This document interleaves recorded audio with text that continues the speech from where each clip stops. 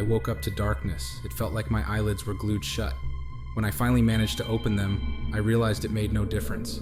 The room was pitch black. My heart started pounding. Where was I? How did I get here? The last thing I remembered was leaving the library late at night. I had been studying for my exams. There was a strange man outside, but I didn't pay much attention. Now here I was, lying on a cold, hard floor. I tried to sit up, but my head spun, and I felt nauseous. My hands were trembling as I touched the ground, trying to find something, anything, that could help me understand where I was. The floor felt like concrete, rough and cold. Hello? My voice was barely a whisper. I cleared my throat and tried again, louder this time. Hello? Is anyone there? No response, just silence. My breath echoed in the darkness, and I could hear my own heartbeat, loud and fast. I took a deep breath, trying to calm myself. Panic wouldn't help. I needed to figure out what was going on. I felt around in the darkness, crawling on my hands and knees. After what felt like an eternity, my fingers touched something. It was a wall. Smooth, like it had been painted recently. I followed the wall, hoping it would lead me to a door, but as I moved, I realized the wall was circular. I was in a round room. There was no beginning and no end. Just an endless curve. My breathing became shallow. I was trapped. I stood up, pressing my back against the wall, trying to think. Then suddenly, there was a loud clang. It sounded like metal hitting the ground. I froze, straining to hear where the noise came from. "Who's there?" I called out, my voice shaking. Again, silence. I decided to move toward the direction of the sound. My steps were slow and cautious. The floor was uneven, and I stumbled a few times. Then I felt something under my foot. It was cold and hard. I bent down and picked it up. It was a metal rod, like a pipe. I held onto it tightly. At least now I had something to defend myself with. I continued moving, feeling more confident with the pipe in my hand. I needed to find a way out of here. Suddenly I heard breathing. It wasn't mine. It was slow and steady, coming from somewhere close. My heart raced, and I gripped the pipe harder. I tried to pinpoint the direction of the breathing. It seemed to be coming from my right. "Who are you? What do you want?" I demanded, trying to sound braver than I felt. No response, just the breathing, slow and rhythmic. I took a step forward, and the breathing stopped. My body tensed. I raised the pipe, ready to swing. Out of nowhere, a hand grabbed my arm. I screamed and swung the pipe, hitting something solid. The grip on my arm loosened, and I heard a grunt of pain.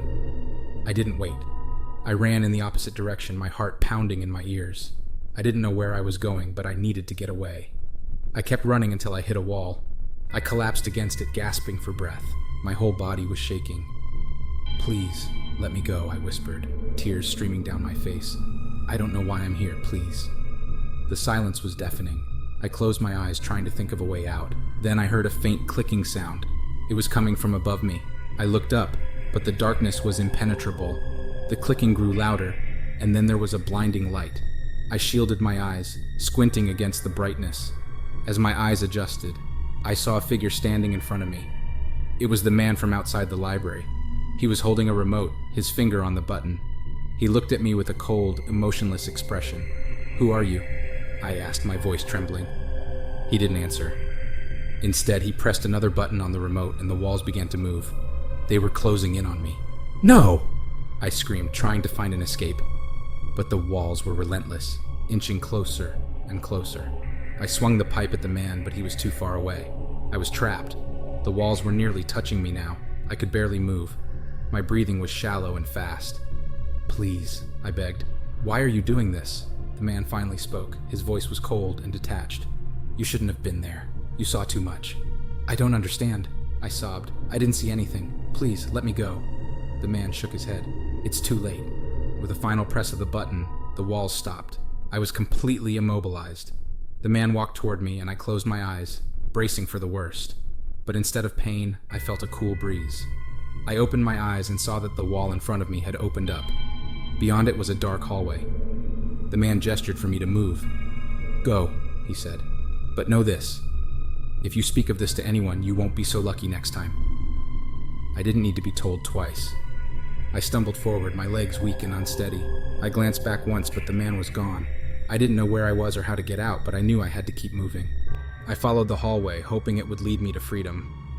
The air was damp and musty, and the floor was covered in dirt and debris. I could barely see, but I kept going, one step at a time. Eventually, I saw a faint light ahead. My heart soared. I was almost there. I quickened my pace, stumbling over rocks and rubble. Finally, I reached the end of the hallway. There was a door, slightly ajar, with light streaming through the crack. I pushed it open and stepped outside. The fresh air hit me like a wave, and I collapsed to my knees, sobbing with relief. I was free. I didn't know where I was or how far I had to go, but I knew I would keep moving. I would find my way home, and I would never, ever forget the night I spent in that dark, terrifying room.